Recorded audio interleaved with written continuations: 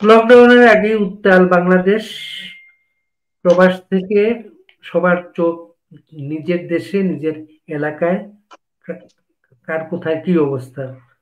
আমাদের সঙ্গে আজকের অতিথি দুজন, নিউ ইয়র্ক থেকে হৃদয় মিয়া এবং প্যারিস থেকে চৌধুরী মারুফ অমিত, দুজনই ছাত্রলীগের সঙ্গে জড়িত।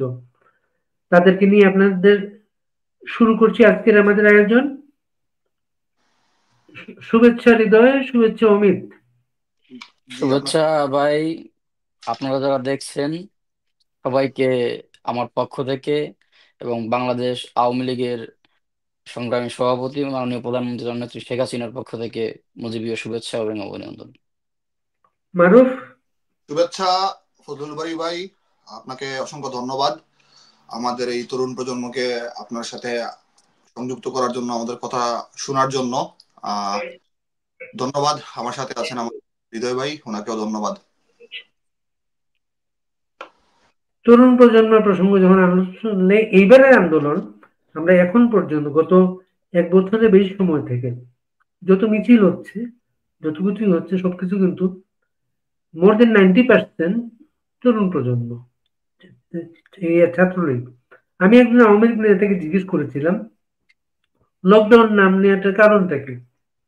জবাব এসে তরুণ প্রজন্ম। এই শব্দগুলা সারা পৃথিবীতে ব্যবহার হয়, আর এই শব্দগুলা তরুণরা পছন্দ করেন। আবার আওয়ামী লীগের শুধু এই প্রোগ্রাম না, আগামী তো আওয়ামী লীগের সবগুলা প্রোগ্রাম তরুণ প্রজন্মকে সামনে রেখে তারা চিন্তা করছেন। মারুফ, আপনার এলাকার খবর কি? কি খবর পাচ্ছেন এলাকা থেকে? ধন্যবাদ ফজলুল বাড়ি ভাই। প্রথমেই শ্রদ্ধা জানাচ্ছি হাজার বছরের শ্রেষ্ঠ বাঙালি, বাংলার রাখাল রাজা, জাতির জনক বঙ্গবন্ধু শেখ মুজিবুর রহমান 75-এর 15ই আগস্ট ধানমন্ডির 32 নম্বরে যারা নির্মমভাবে শহীদ হয়েছেন, বঙ্গবন্ধু পরিবারের প্রতি 3রা নভেম্বরের শহীদদের প্রতি, 52 সাল থেকে 71 সাল পর্যন্ত যারা জীবন দিয়েছেন, স্বাধীনতা থেকে স্বাধীনতা পর্যন্ত, সবার প্রতি আমার শ্রদ্ধা। 2 লক্ষ মা বোন, তাদের প্রতি শ্রদ্ধা। 2001 সাল থেকে 2024 সালের 5 আগস্ট পরবর্তী সময়ে আমাদের ছাত্রলীগের যে সকল ভাই ব্রাদাররা, আওয়ামী লীগের বিভিন্ন নেতৃবৃন্দরা নির্মমভাবে নিহত হয়েছেন, পুলিশ পুলিশ কর্মকর্তা, পুলিশ সদস্য যারা নিহত হয়েছেন, ছাত্র শ্রমিক জনতা যারা নিহত হয়েছেন, তাদের প্রতি শ্রদ্ধা। বিশেষ করে মিথ্যা মামলা যারা কারাবন্দী আছেন, লেখক, সাংবাদিক, সাংস্কৃতিক কর্মী, চলচ্চিত্রকার, শিল্পী, ডাক্তার সহ বিভিন্ন রাজনৈতিক দলের নেতারা, তাদের নিঃশর্তের মুক্তির দাবি জানিয়ে শুরু করছি। আমার এলাকার খবর আপনি বললেন, আপনি জানেন যে আমার জেলা এবং বিভাগ হচ্ছে সিলেট। আসলে এই লকডাউনকে, আগামী 13 তারিখের লকডাউনকে কেন্দ্র করে ছাত্রলীগ, যুবলীগ, স্বেচ্ছাসেবক লীগ, আওয়ামী লীগের তৃণমূল কর্মীরা অনেক উজ্জীবিত হয়েছে এবং প্রত্যেকের কথাই হচ্ছে একটি কথা, যে আসলে 13 তারিখে কি হতে যাচ্ছে। এই যে দীর্ঘ প্রায় 1 বছর পরে জনগণের মনে আসলে একটি আন্দোলন বা একটি কর্মসূচি আসলে সাড়া দিয়েছে। কেন সাড়া দিয়েছে? বিগত 1 বছর আপনারা দেখেছেন যে অবৈধ, অসাংবিধানিক একটি প্ল্যাটফর্ম, যেটাকে আমি সরকার কখনোই বলি না, এটি হচ্ছে একটা প্ল্যাটফর্ম, জঙ্গিদের প্ল্যাটফর্ম, তারা কিভাবে বাংলাদেশটাকে তছনছ করে দিয়েছে। এবং বিগত 15 বছরের আওয়ামী লীগ নেতৃত্বাধীন মহাজোট সরকারের যে শাসনামল, জননেত্রী শেখ হাসিনার যে শাসনামল, এই 15 বছরের শাসনামল এবং বিগত 1 বছর মানুষ বুঝে গিয়েছে আসলে বাংলাদেশে কি হতে চলছে, বাংলাদেশ কোথায় চলে যাচ্ছে। তার পরিপ্রেক্ষিতেই আসলে এই যে আগামী 13 তারিখের যে আমাদের যে লকডাউন কর্মসূচি, এর জন্যই আসলে সাধারণ মানুষের মনে সাড়া ফেলেছে। এবং আমি যদি বলি, আমি গত পরশুদিন রাত্রেও আমাদের একটি অনলাইন গোপন মিটিং এ আমি ছিলাম। আমি অনেক কথা বলেছি এখানে। আসলে প্রত্যেক উপজেলাতে, জেলাতে সবাই মোটামুটি প্রস্তুতি নিচ্ছে, অন্তত হলে যেন একটি মিছিল হয়, সেটি ঝটিকা মিছিল নয়। আমরা এতদিন যেটা করেছি আপনি দেখেছেন যে রাজধানী থেকে, রাজধানীর সহ বিভিন্ন শহরগুলোতে ঝটিকা মিছিল হয়েছে পরিপূর্ণভাবে।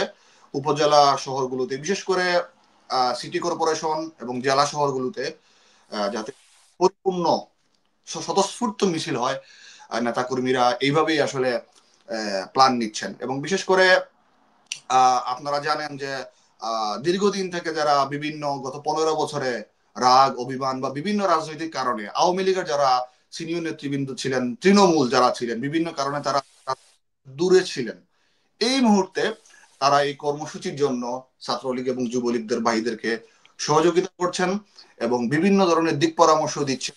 এবং আপনারা জানেন যে 15 ফেব্রুয়ারি 1996 সালে যখন একটি পাতানো নির্বাচন করেছিলেন বেগম খালেদা জি এবং বিএনপি, এবং সেই সেই মাত্র 12 দিনের মাথায় সেই সংসদ সেই সংসদ আসলে বিলুপ্ত ঘোষণা করা হয়।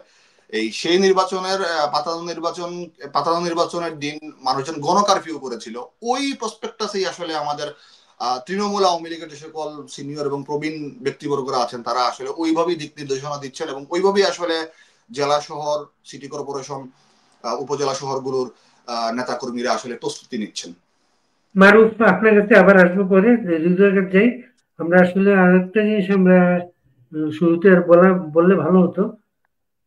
আজকে 10 নভেম্বর, ঐতিহাসিক 10 নভেম্বর, শহীদ নূর হোসেন দিবস। 1987 সালে এই দিনে ঢাকা অবরোধ বলে এক কর্মসূচি ছিল। ঢাকা অবরোধ কর্মসূচি ছিল সেই দিন। আহ, আমিও একজন নবীন সাংবাদিক তখন ঢাকায়। তখন নূর হোসেনকে যেভাবে আমি দেখলাম, বুকে পিঠে যেভাবে লেখা, আমি কিন্তু এইভাবে কাউকে আগে দেখি নাই। আমি ঢাকায় কোনো মিছিল এই প্রথম তেমন একজন মানুষকে দেখলাম। এবং খুব উনি এক জায়গায় থাকছিলেন না, এদিকে দৌড়ে যাচ্ছেন ওদিকে দৌড়ে যাচ্ছেন। উনি খুব অস্থির অস্থির লাগছিল তাকে আর কি। শেখ হাসিনার গাড়ি যখন আসে সেই এলাকায়, উনি যখন নূর হোসেন তার গাড়ির কাছে যায়, শেখ হাসিনা তাকে বলেন তুমি শার্টটা পরো, তোমাকে টার্গেট করে মারতে পারে তারা। তো বললো না আমি আজকেই এসে যাইতে হইব, আপনি খালি আমার দোয়া করেন, মাথায় হাত রেখে দোয়া করেন। এর কিছু পরেই নূর হোসেনের গুলিটা হয়। এবং গুলির পরে একটা ছেলেকে আমরা ছবিতে দেখি, রিক্সায় তুলছি একটা ছেলে। ওই ছেলেটার নাম ছিল সুমন। আমি তাকে পরে খুঁজে বের করে ইন্টারভিউ করেছিলাম সুমনকে। সুমনের বক্তব্য ছিল নূর হোসেনকে সে রিক্সায় তুলছিল এবং সুমন বারবার বলছিল আমাকে কোথায় নিয়ে যাচ্ছ, আমি আমার নিয়ে গেলে আমি আন্দোলনে থাকবো, কোথায় নিয়ে যাচ্ছ আমি। কিন্তু সুমন তাকে হসপিটাল পর্যন্ত নিতে পারেন নাই। পথেই কিন্তু পুলিশ তাকে ছিনিয়ে নেয়। এরশাদের পতনের পরে আমরা সেই আর্টিস্টকে খুঁজে বের করেছিলাম যে বুকে পিঠে লিখেছিলেন।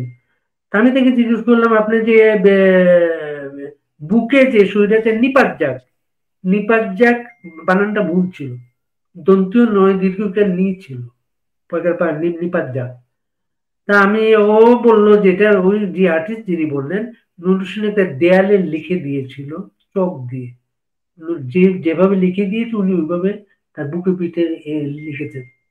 নূর হোসেন ক্লাস 8 পর্যন্ত পড়াশোনা করতে পেরেছিলেন। তার বানানটা বড় ছিল না, তার আত্মত্যাগ শুধু সেই দিন না, আজ পর্যন্ত আমাদেরকে অনুপ্রাণিত করে। নূর হোসেনের প্রতি শ্রদ্ধা এই দিনে।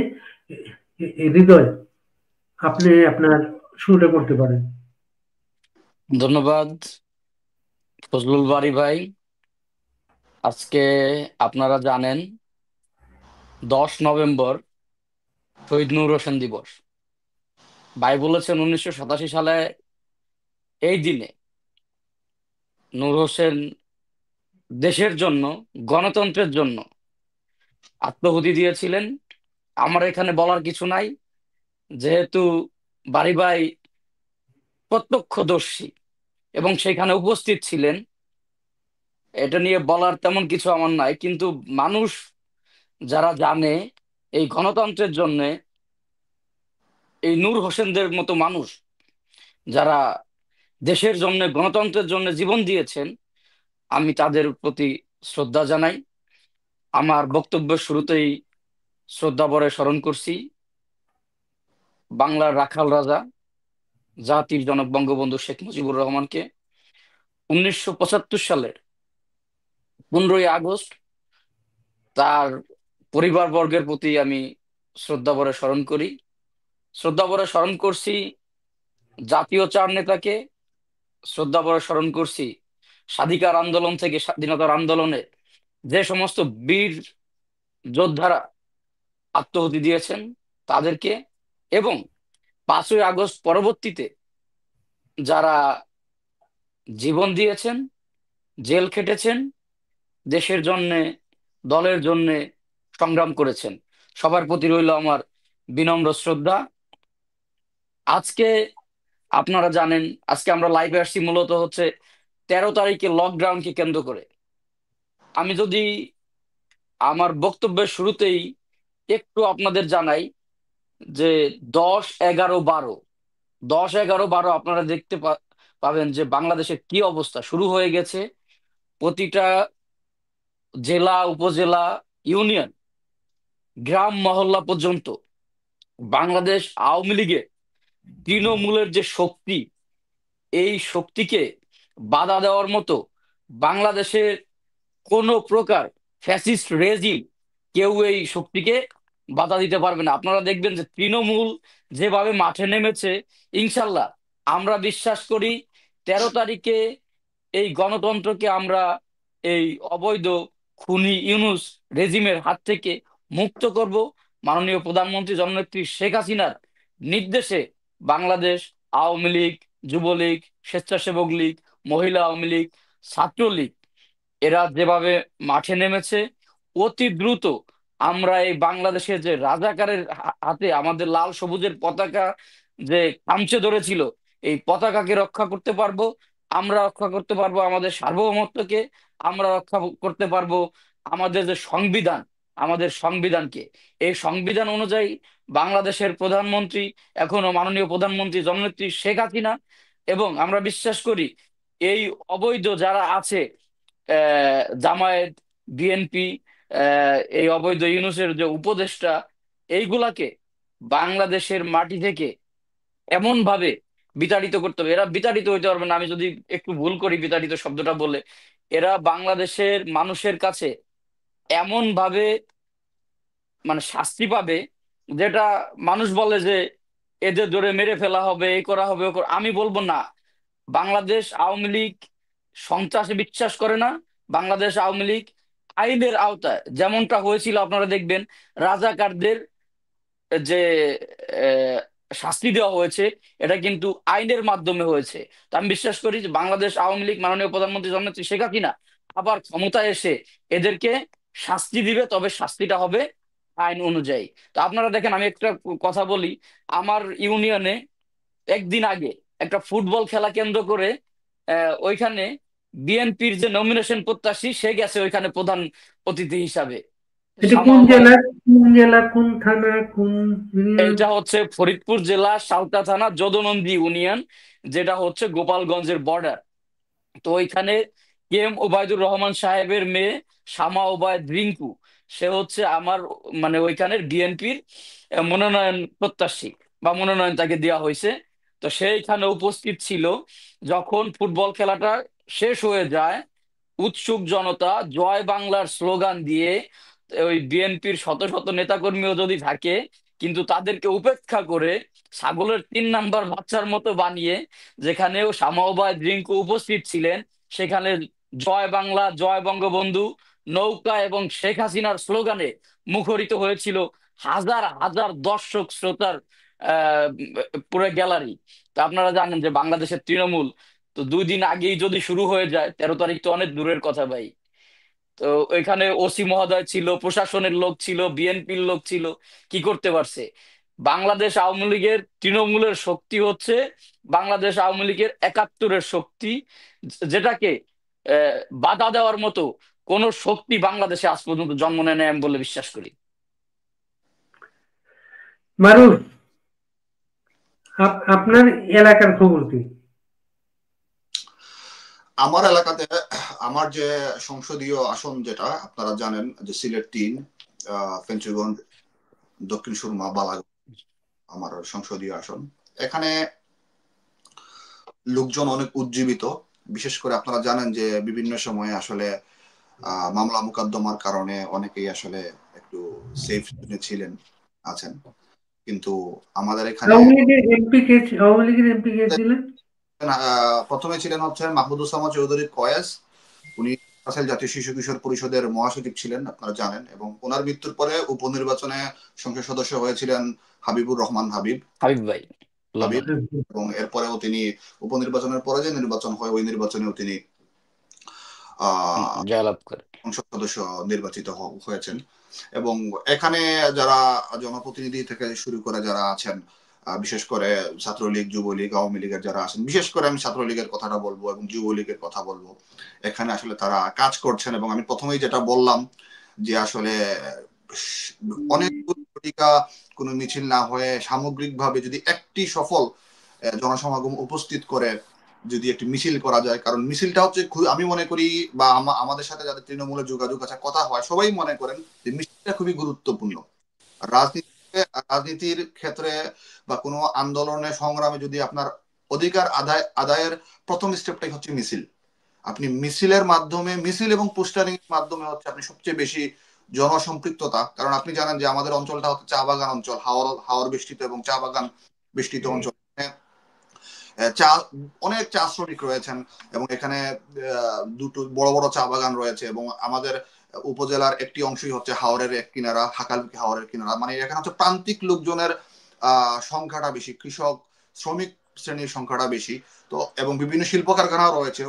তো ওই কারণে আসলে প্রান্তিক পর্যায়ে থেকে আসলে যখন মিছিল এবং আপনার যখন পোস্টারিংটা যখন হয় তখন আসলে সম্পৃক্ততা আসলে বাড়ে এবং ওইভাবেই আসলে আমাদের অঞ্চলের নেতাকর্মীরা হচ্ছে চেষ্টা করছেন। আমি যদিও আমি যারাই কাজ করছেন আমি হচ্ছে আসলে নিরাপত্তাজনিত কারণে তাদের নাম বলা যাবে না, কিন্তু চেষ্টা করছেন। এবং এখানে আসলে আমি যদি বলি যে এখানে আপনি জানেন যে আমাদের সংসদ সদস্য বা আমাদের যারা উপজেলা চেয়ারম্যান ছিলেন বা বিশেষ করে বিভিন্ন ওয়ার্ড ইউনিয়নের সভাপতি, সেক্রেটারি, সবাই মোটামুটি স্বতঃস্ফূর্তভাবে যে যে জায়গা থেকে কাজ করতে পারছেন তারা আসলে অর্গানাইজ করার চেষ্টা করছেন। কিন্তু যারা তৃণমূল, যারা দীর্ঘদিন থেকে, বিশেষ করে আওয়ামী লীগের যারা দীর্ঘদিন থেকে আসলে বিভিন্ন কারণে যারা একটু আসলে কোন ঢাকা ছিলেন তারা যেন এখন ঝাঁপিয়ে পড়েছেন এবং তাদের মাধ্যমেই আসলে এই কার্যক্রমগুলো আসলে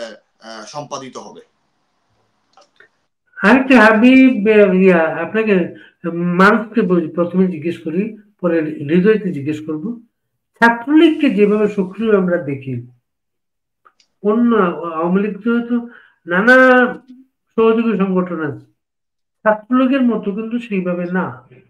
এটা গ্রাসরুট থেকে কি বলা হচ্ছে এই ব্যাপারে?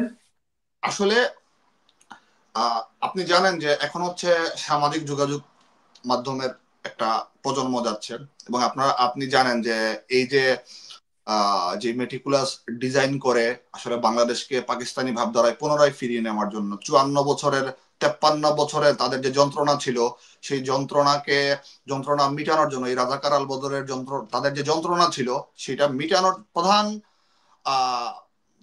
কাটা হয়ে দাঁড়িয়েছিলেন শেখ হাসিনা।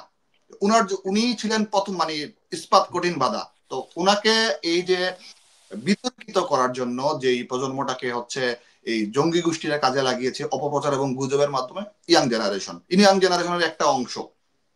কিন্তু আবার সেই শেখ হাসিনাকে ফিরিয়ে আনার জন্য, জননেত্রীকে ফিরিয়ে আনার জন্য বা আসলে এই মুক্তিযুদ্ধের ভাবধারাটাকে, বাংলাদেশের মৌলিক আমাদের যে ব্যাপারগুলো আছে সেটিকে আসলে আবার পুনরায় ফিরিয়ে আনার জন্য আসলে ওই ইয়াং জেনারেশনই হচ্ছে আবার উদ্বুদ্ধ। এজন্যই আসলে মূলত ইয়াংদের কার্যক্রমটা এখানে বেশি। আর আসলে এটা আমি পজিটিভ দিক মনে করি, এখানে আমি সবসময় পজিটিভ দিক মনে করি, যে কারণ ইয়াংরা হচ্ছে যে সময় দিচ্ছেন দেশের প্রতি, রাজনীতির প্রতি তারা সময় দিচ্ছেন। মুক্তিযুদ্ধ নিয়ে তারা পড়াশোনা করেছেন। বিগত 15 বছরে আমরা দেখেছি যে আসলে দেখা গিয়েছে যে আমি আমি আমি বিভিন্ন সময় অনেকে জিজ্ঞেস করেছি সে ছাত্রলীগ করে, অথচ ছাত্রলীগের প্রতিষ্ঠাতাকে বা প্রতিষ্ঠাকে করেছেন কিভাবে প্রতিষ্ঠা পারতো না, কিন্তু এখন দেখা যায় যে একটা ছেলের সাথে কথা বললে সে অনর্গল সে বিভিন্ন ইতিহাস সে বলতেছে, সেটা শেয়ার করতেছে এবং বিভিন্ন ইতিহাসের পিছনের বিভিন্ন আন্দোলন সংগ্রাম থেকে আসলে সে নতুন সূত্র নেওয়ার চেষ্টা করতেছে। এই কারণে আসলে এটি আমি পজিটিভ ভাবে দেখছি। এই কারণে আসলে হচ্ছে যে আমাদের ইয়াং যারা, বিশেষ করে ছাত্রলীগের ভাইদের ছাত্রলীগের বোনদের আপনার আসলে এখানে কাজের পারফরমেন্সটা বেশি। আরেকটা জিনিস আমি বলি, এখানে আমি আমার এলাকার কথা বলছি, এখানে আমার এলাকাতে স্বেচ্ছাসেবক লীগের যারা আছেন, যুবলীগের যারা আছেন, বিশেষ করে আমি আমার এলাকার কথা বলছি, সংসদীয় আসনের কথা বলছি, তারাও আসলে অ্যাক্টিভ এটা অস্বীকার করার কোনো জো নাই, তারা অ্যাক্টিভ। কিন্তু আসলে বিভিন্নভাবে আপনারা বর্তমানে জানেন যে যেমন বিভিন্ন পুলিশি হয়রানি রয়েছে, বিভিন্নভাবে আসলে অনেকে মিথ্যা মামলায় আসলে আপনার ফাঁসানোর চেষ্টা হচ্ছে, বা অনেকে আসলে হ্যারাসমেন্ট করা হচ্ছে। এটা কারণে আসলে অনেকেই বিভিন্ন দিক বিবেচনা বিভিন্ন কাজ করছে না। অনেকে দেখা যায় যে আসলে আমি আমার এলাকার কথাই বলি, আমার এলাকাতে এখানে 8-9টা ছেলে আছে, তারা হাওড় অঞ্চলের এবং চা বাগান অঞ্চলের, এবং তারা চা শ্রমিক। তারা প্রতিদিন তারা কাজ করছে, এবং প্রতিদিন এলাকাতে কি হচ্ছে না হচ্ছে তারা ঘুরে ঘুরে আমাকে খবরটা দিচ্ছে। কিন্তু এই চা শ্রমিক আসলে দেখা যাচ্ছে যে সে যদি এখন যদি আপনার ফেস সামনে চলে আসে, কারণ তার এমন অবস্থা, তার আসলে সে যে 20 টাকার একটা ঔষধ কিনে যে খাবে পুলিশ একটা লাঠি দিয়ে মারলে, সেটিও তার জন্য কষ্টকর। কিন্তু সেইখান থেকে সে কাজ করছে। এভাবে অনেকেই হয়তো ফেসে নাই, সামনে নাই, কিন্তু অনেকেই আসলে কাজ করছেন এবং কাজ চালাচ্ছেন। এবং আমি আমি আপনার কাছে আবার আসবো। হৃদয়, আপনি একটু শুনি আপনার কাছে। সর্বশেষ নিউ ইয়র্কে যে সমস্যাগুলো হয়েছিল, আপনারা তো আমাদের একজন নেতা, এনসিপির নেতার পিছনে একটা কি ছুড়ে মেরেছিলেন, এরপরে কিন্তু আপনিও আক্রান্ত হয়েছিলেন, মামলা হয়েছিল, ওইগুলার ফলো আপটা কি? আপনারা জানেন যে নিউ ইয়র্কে আসলে এই বাংলাদেশ বিরোধী চক্র যখন ষড়যন্ত্র করে, আমরা যারা স্বাধীনতার পক্ষের শক্তি, আমরা তখন এটা সহ্য করতে পারি না, আমাদের হৃদয় রক্তক্ষরণ হয়। তখন আমরা এই 14-15 হাজার মাইল দূরে বসেও কিন্তু আমাদের প্রতিবাদ আমরা চালিয়ে যাই বিভিন্ন মাধ্যমে। হয়তো একটা আইনের দেশ, আমরা যা কিছু করি আইনের মাধ্যমেই করতে হয়। তারই পরিপ্রেক্ষিতে আপনারা দেখছেন যে 5ই আগস্ট পরবর্তী মানে সময়ে আপনার আইনে ডিম মারা যায় না? এইটা আইনে আছে। এইটাও যে ভায়োলেন্স না আমি তাও বলবো না, বাট এটা নট মেজর ভায়োলেন্স। এটা শাস্তি আমি শুনেছি আমেরিকাতে, ওই যে ডিম মারলে যে কাপড়টা নোংরা হয়, ওইটা ওইটা সর্বোচ্চ তাকে পরিষ্কার করে দেওয়া, লন্ড্রি করে ওটা দেওয়া, দ্যাটস ইট। পরিষ্কার করার খরচটা দিতে হয়। দ্যাটস ইট, হ্যাঁ, এটাই। তা আপনারা দেখছেন 5ই আগস্ট পরবর্তী সময়ে যারা আপনার এই উপর যে হামলা হয়েছিল, ওইটা কোনো মামলা হয়েছিল? এইটা এখানে ডিএ অর্থাৎ ডিস্ট্রিক্ট অ্যাটর্নি এটা সম্পূর্ণ দায়িত্ব নিছে, এখানে আমার কিছু করা লাগবে না, কারণ এটা হয়েছে হচ্ছে in front of the police officer. So police অফিসারের সামনে যখন হয়েছে তখন সম্পূর্ণ দায়িত্ব প্রশাসনের। সো এটা আপনারা জানেন যে আরেকটা ওই বলবো, এনসিপির নেতা যে আক্তার, ভিজিট ভিসাতে আমেরিকাতে গিয়ে হোটেল লবিতে উনি যে স্লোগান দিয়েছে, রাজনৈতিক বক্তব্য দিয়েছেন, এইটার ব্যাপারে কোনো আইনগত এটা আহ, এটা এটা অবশ্যই, বাড়ি ভাই ধন্যবাদ। এটা হচ্ছে যে B1 B2, সে কিন্তু সরকারের কোনো ইয়াতে মানে কি বলে সরকারি বিষয় আসে নাই, সে হচ্ছে B1 B2 অর্থাৎ ভিজিট বিষয় এসেছে এখানে। তো ভিজিট বিষয় এসে যদি কেউ কোনো ধরনের ভায়োলেন্স করে থাকে তার শাস্তি অবশ্যই পেতে হবে। ওইটা আইনের মাধ্যমে। এটা বাংলাদেশ না যে ধরেই পুলিশ মানে শাস্তি দিয়ে দিবে। বাংলাদেশের পুলিশ তো চাইলেই কলার ধরে 2 বাড়ি দিতে পারে, কিন্তু আসলে নিউ ইয়র্কের পুলিশ চাইলেই এটা পারে না। এটা আইন যা বলবে এইটার মাধ্যমেই মানে কাজ করতে হবে। তো তারই প্রেক্ষিতে দেখা গেল যে ওই জঙ্গি আক্তার এই নিউ ইয়র্কে আসছে। তো প্রথমেই আপনারা জানেন, প্রথমেই তাকে ইমিগ্রেশনেই মানে আটকাই দেওয়া হয়েছিল। তার তারা বলে যে ভিসা জটিলতার কারণে, আমি বলবো না, সে যে টেরোরিস্ট, সে যে খুনি, সে যে জঙ্গি, এইটা আমেরিকার ইমিগ্রেশনের লোকজন তার ভাবভঙ্গি দেখে বুঝে ফেলেছে। তো তারপরে যে ঘটনা সে ঘটায় গ্র্যান্ড হায়াতের লবিতে, এটা অবশ্যই ভায়োলেন্স। এইটা আমেরিকার যে নীতিমালা আছে, যে সংবিধান আছে, আইন আছে, আইন অনুযায়ী হবে। আমি বিশ্বাস করি যে পরবর্তীতে সে যদি আমেরিকায় আসতে চায়, আমার মনে হয় আমেরিকা তার ভিসা প্রত্যাখ্যান করবে 100%। বিমানে কিছু ছবি আমরা দেখেছি, চলে যাচ্ছে, সবাই কিন্তু আমেরিকায় গিয়েছেন, আলী রিয়াজ থেকে আরম্ভ করে খলিল খলিলুর রহমান, সবাই কিন্তু আমেরিকার দিকে গিয়েছেন। ওনাদের ব্যাপারে কি জানা যায় সর্বশেষ? আপনি একটা জিনিস লক্ষ্য করেন, মাননীয় প্রধানমন্ত্রী জননেত্রী শেখ হাসিনা যখন আমেরিকায় আসতো, তখন এই সন্ত্রাসী বাহিনী এরা বিভিন্ন ভাবে ইয়ে করতো যে 100-200 মানুষ নিয়ে ফ্লাইট নিয়ে মানে শেখ হাসিনা আমেরিকা ভ্রমণ করতে যায়। দেখেন, একটা গণ অভ্যুত্থান তারা বলে, আর আমি বলবো যে জঙ্গি হামলা। জঙ্গি হামলার পরে একটা বৈধ প্রধানমন্ত্রীকে জোরপূর্বক বাংলাদেশ থেকে চলে যেতে বাধ্য করে, কারণ তার প্রাণনাশের যখন হুমকি আসে তখন মানুষ তার জীবন বাঁচাতে হয়তোবা অন্য কোথাও যেতে বাধ্য হয়। তো তারপরে যে জাতিসংঘের অধিবেশনে আসলে এবার শুনছি যে 104 জন নিয়ে এই খুনি ইউনূস নিউ ইয়র্কে এসেছেন। তো আমি বলবো যে উপদেশটা হচ্ছে, মনে করেন যে একটা কি বলে সংসদ, একটা সংসদে 350-র মতো সাংসদ থাকে। তো বা তাদের অনেক জনপ্রতিনিধি থাকে। তো এইখানে যদি 100-150 মানুষ আসলে অনেক বেশি হয়ে যায়। আহ কিন্তু এই যে যে 8-10টা উপদেষ্টা মিলে যে একটা সরকার গঠন করছে, তারা বলে যে সরকার। আর আমি বলবো যে খুনি বাহিনীর প্রধান, এই জঙ্গি বাহিনীর প্রধান 8-10 জন মানুষের জায়গায় 104 জন নিয়ে এসে এইখানে আইনে যে ব্যবসা বাণিজ্য করে, এদিক সেদিক করে, এইটা মানুষ কি চোখে দেখে? মাননীয় প্রধানমন্ত্রী তো 100 মানুষ নিয়ে আসলে তার একটা মানে নিরাপত্তা বাহিনী, এসএসএফ, এনএসআই, ডিজিএফআই এর লোকজন, এবং অবশ্যই তার যে সংসদের লোকজন, তারা তো অবশ্যই আসবে। কিন্তু এই 10 জন 8 জন মানুষের মধ্যে 104 জন মানুষ নিয়ে এসে এখন কি আপনাদের বিবেকে মানে বাধে না?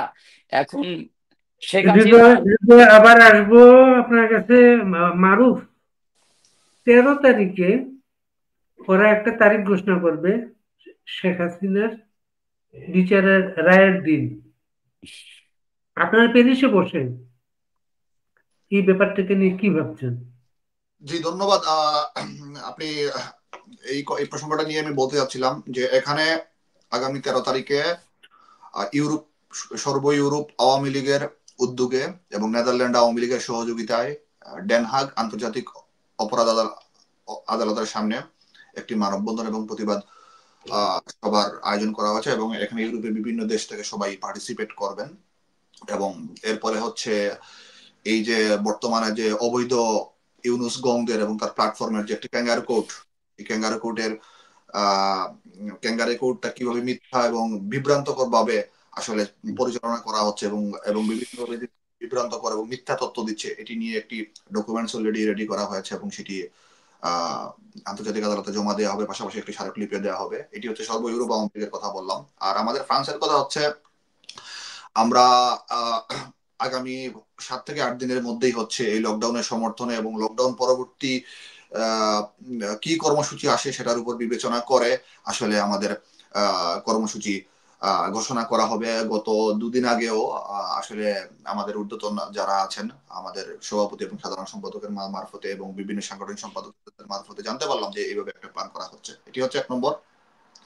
2 নম্বর হচ্ছে ইতালি, স্পেন, ইংল্যান্ড, প্রত্যেকটা দেশেই এই লকডাউনের সমর্থনে প্রতিবাদ সভা, বিক্ষোভ সমাবেশ হবে। কিছু কিছু জায়গাতে হচ্ছে ইনডোর হবে, কারণ 13 তারিখে হচ্ছে আপনার বৃষ্টি, ইউরোপের বিভিন্ন দেশে বৃষ্টি রয়েছে, এবং কিছু কিছু জায়গাতে হচ্ছে আপনার বাহিরে ওপেন প্লে প্রোগ্রাম করা হবে, এতটুকুই পর্যন্ত। কিন্তু মূল যে প্রোগ্রামটা 13 তারিখের লকডাউনের সমর্থনে যে প্রোগ্রামটা হাতে নেওয়া হয়েছে সেটি হচ্ছে নেদারল্যান্ডের ডেনহাগে আন্তর্জাতিক আদালতের সামনে হচ্ছে মানববন্ধন এবং বিক্ষোভ, এটি হচ্ছে। আর এছাড়া হচ্ছে পাশাপাশি প্রশাসনিক যে সকল কাজকর্ম রয়েছে, বিশেষ করে বিভিন্নভাবে যে মিথ্যা তথ্য অপপ্রচার দিয়ে যে আসলে মানুষজনকে বিভ্রান্ত করা হচ্ছে, এটি নিয়ে আসলে একটি ডকুমেন্টস অলরেডি রেডি করা হয়েছে, এবং সেই ডকুমেন্টসটা ফ্রান্স সহ বেলজিয়ামের ইউরোপিয়ান পার্লামেন্ট সহ বিভিন্ন দেশে আপনার হচ্ছে সেটি বিভিন্ন অধিদপ্তরে এবং কমিশন গুলাতে সাবমিট করা হবে। অলরেডি শুরু হয়ে গেছে, সাবমিট করা হবে।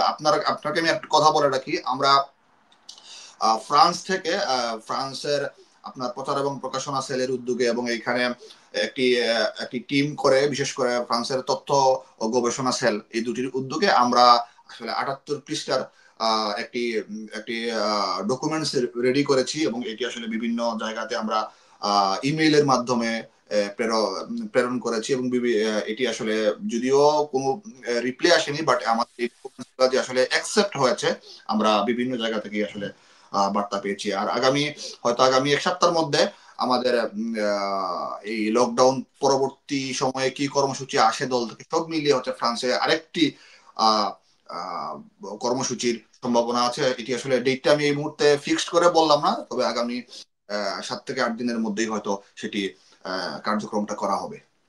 অনেক ধন্যবাদ মারুফ। হৃদয়, আমরা শেষ করব, আপনারা কি করছেন 13 বারি তারিখে? ভাই, আমি একটু বলি। মারুফ ভাইকে আপনি একটা কোশ্চেন করছেন যে বাংলাদেশ ছাত্রলীগ এর ভূমিকা কি এই যে এই সময়ে। তো আমি বলবো যে 1948 সালে 4 জানুয়ারি জাতির পিতা বঙ্গবন্ধু শেখ মুজিবুর রহমান সময়ের তাগিদে, সময়ের প্রয়োজনে বাংলাদেশ ছাত্রলীগ প্রতিষ্ঠিত করেন।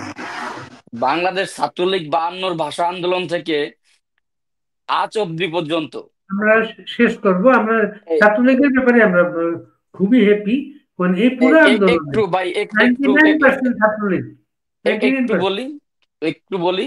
তো 52 থেকে মনে করেন আজ অব্দি আপনারা দেখছেন যে বাংলাদেশ যখন দেশ মানে অন্যদিকে চলে যাচ্ছে, রাজাকারের হাতে চলে যাচ্ছে, তখন বাংলাদেশ ছাত্রলীগের নেতাকর্মীরা জীবন দিতে প্রস্তুত। তার মানে আহ উদাহরণ হচ্ছে 5ই আগস্টের পরবর্তী সময়ে।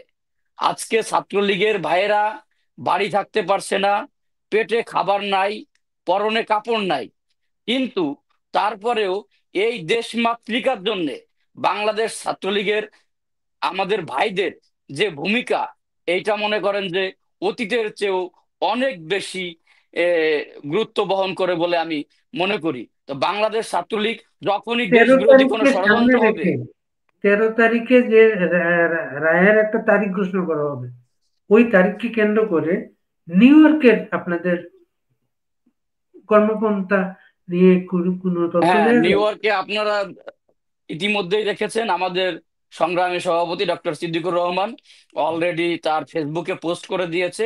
13 তারিখে আমাদের একটা হল নেওয়া হয়েছে, হলে আমাদের আহ মানববন্ধন হবে। এবং ওইখানে এই যে তাজুলের ও, রাজাকারের পুত্র তাজুল, তাজুলের যে ক্যাঙ্গারু কোড, এইটার বিচার ভাই, তার মন গড়া একটা বিচার সে করেই দিতে পারে, কিন্তু এই বিচার কি বাংলাদেশের মানুষ গ্রহণ করবে? কিন্তু আমি বিশ্বাস করি, ওই যে সেদিনকে নিঝুম মজুমদার ভাইয়ের সাথে আমার কথা হয়েছিল, তিনি বলেছিলেন আইন আমরা তৈরি করব, 10 মিনিটের ভিতরে আইন তৈরি করে এই তাজুলদের বিচার আমরা 2 4 5 দিনের মধ্যে, তারা হয়তো বা মানে বছরের পর বছর সময় নিতেছে, কিন্তু আমরা এত সময় নিব না। আমরা যখন আসব, আমরা ওই দরকার হইলে হাজার হাজার মানে কি বলে আইন প্রণেতা নিয়োগ দিব, হাজার হাজার প্রশাসন নিয়োগ দিব, কিন্তু এই তাজুলদের বিচার আমরা ওই এত সময় নিব না। এটা বাংলাদেশের খুবই তাড়াতাড়ি, খুবই দ্রুত মানে এই বিচারের আহ, মানুষ দেখবে এই বিচারটা কত দ্রুত হবে ইনশাল্লাহ।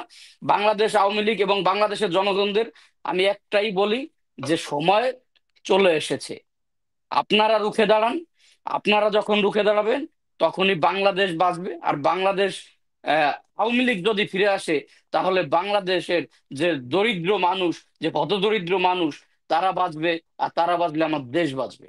তো আপনারা দেখছেন যে নিউ ইয়র্কে আমাদের যে আহ, প্রত্যেকটা সময় দেশের ক্লান্তি লগ্নে আমরা একটা দুইটা প্রোগ্রাম না, আমরা মনে হয় 5 7 10টা প্রোগ্রাম, যেমন আওয়ামী লীগ করে, যুবলীগ করে, স্বেচ্ছাসেবক লীগ করে, ছাত্রলীগ করে, আহ, যারা কি বলে ওটাকে সংখ্যালঘু, সংখ্যালঘু সম্প্রদায় যারা আছে এরা করে। তো নিউ ইয়র্ক হচ্ছে বহির্বিশ্বের রাজনৈতিকে আহ, বৃহৎ একটা প্ল্যাটফর্ম, যেখানে মানে সর্ববৃহৎ কাজগুলা করা হয়। এবং আমরা শুধু এই যে যে জ্যাকসন হাইটসে গেলাম, একটা মানববন্ধন করলাম, এটা পর্যন্ত আমাদের সীমাবদ্ধ না। আমাদের কাজ হচ্ছে বাংলাদেশের যে অকারেন্স গুলা হচ্ছে, এই যে মনে করেন যে একজন যদি আহ, বিনা দোষে এই যে আমাদের পুলিশ অফিসার হত্যা করছে, এইগুলা আমরা আমাদের যে স্টেট ডিপার্টমেন্ট, আমাদের যে জাতিসংঘের সদর দপ্তর আছে, আমরা লিখিত আকারে এইগুলা ইমেল করি তাদের। এবং আমরা বিশ্বাস করি যারা হিউম্যান রাইটস এ জব করে তারা এগুলোর প্রতি দৃষ্টি রাখবেন। এবং তার যে আহ, ফল আমরা পাওয়া শুরু করেছি, আমাদের যে মেইল গুলো যায়, এই ইমেল গুলোর ফল আমরা অলরেডি বাংলাদেশে পাওয়া শুরু করছি। আপনারা দেখবেন যে মাননীয় প্রধানমন্ত্রী জননেত্রী শেখ হাসিনার ইন্টারভিউ নেওয়া অলরেডি ইন্টারন্যাশনাল যে নিউজ গুলো আছে শুরু করে দিয়েছে। হিউম্যান রাইটস বাংলাদেশ আওয়ামী লীগ নিয়ে কথা বলছে যে বাংলাদেশ আওয়ামী লীগের কার্যক্রম কেন নিষিদ্ধ, কেন নিষিদ্ধ থাকবে, বাংলাদেশ আওয়ামী লীগের নেতাকর্মীরা কেন তাদের মিছিল করতে পারবে না, এগুলো নিয়ে কথা শুরু হয়ে গেছে। তো আমি বিশ্বাস করি যে আমরা প্রবাসী যারা রাজনীতি করি, আমরা শুধুই ওই আহ, লোক দেখানোর রাজনীতি করি না, আমাদের লোক দেখানোর বাইরেও যে আমাদের যে কাগজ কলমের রাজনীতি, এইটা আমরা করছি এবং এটা সফলতা আসতে শুরু করেছে। অনেক ধন্যবাদ হৃদয় মিয়া, অনেক ধন্যবাদ চৌধুরী মারুফ অমিত। আমরা কিন্তু আগামী 3 দিন চেষ্টা করব আবার কথা বলতে এই ফোরামে। আমি শেষ করব আমি মানে 13 তারিখের লকডাউনের পক্ষে যারা সোচ্চার আছেন তাদের জন্য আমার ছোট্ট দুটি কথা, কবি নির্মলেন্দু গুণের দুটি কথা বলি। আমার যখন 25 বছর পূর্ণ হয়েছিল, টকবগে লাল রক্ত ছিল বক্ষে, তখন তোকে নরক থেকে মুক্ত করা ছাড়া আর কি শ্রেয় হতো আমার পক্ষে। আমার যখন 25 বছর পূর্ণ হয়েছিল, বিজয় গর্ব ছিল না তোর স্বরে, আমি তোকে বিজয় দিয়ে বিজয়বতী করে দিয়েছিলাম 16ই ডিসেম্বরে। আগামী 16ই ডিসেম্বরে আশা করছি আমরা আরেকটি বিজয় দেখব। লাল সবুজ পতাকা, বাংলাদেশের মৌলিক বিষয়গুলো আমরা নতুন প্রজন্মরা স্থাপন রাখব। আমরা বিশ্বাস করি আওয়ামী লীগ বিহীন কোনো নির্বাচন হবে না, শেখ হাসিনা বিহীন কোনো নির্বাচন আমরা মানব না। ফজলুল বারী ভাই, আপনাকে ধন্যবাদ। জয় বাংলা, জয় বঙ্গবন্ধু, জয়তু শেখ হাসিনা। অনেক ধন্যবাদ সবাইকে যারা এতক্ষণ আমাদের সঙ্গে ছিলেন, তাদেরকে কৃতজ্ঞতা। রাত 9টায় আমাদের সঙ্গে সরাসরি যুক্ত হবেন আওয়ামী লীগের যুগ্ম সাধারণ সম্পাদক বাউদ্দিন নাসিম। লকডাউনকে কেন্দ্র করে সারা দেশে যে হয়রানি, গ্রেপ্তার, নানা বিষয়ে আওয়ামী লীগের কিছু পদক্ষেপ, এগুলো উনি নিয়ে আসবেন। আর 10টায় থাকবেন ওয়াশিংটন ডিসি থেকে গবেষক শিক্ষক আরিফা রহমান রুমা। ততক্ষণ আপনারা ভালো থাকেন, নিরাপদে থাকেন।